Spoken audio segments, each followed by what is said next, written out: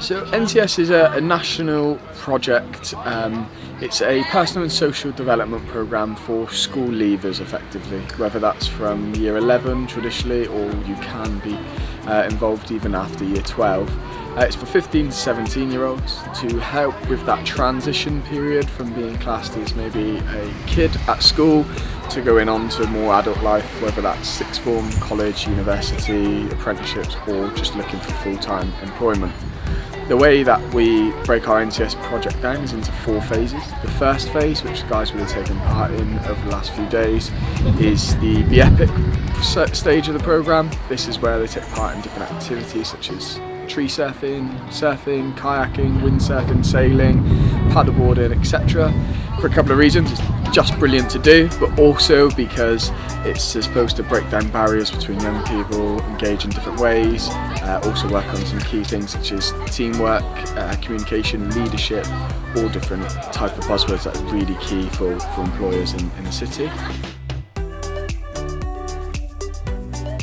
The second phase of the programme is what the guys would have done over the last couple of days as well, and they would take part in different workshops with different charities, businesses, entrepreneurs, employers around the city to help really develop that skills for life type stage. So today we've been engaging in some cooking workshops, we've looked at enterprise workshops where guys can start to maybe design their own businesses for the future and how they can promote and market those campaigns.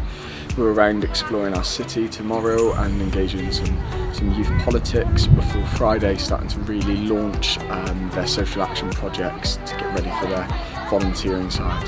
While still engaging with each other, still having some fun and being out of home and classroom throughout this time. And then what will happen is we'll start our third phase programme, which for some people this is the most important. This is the social action phase.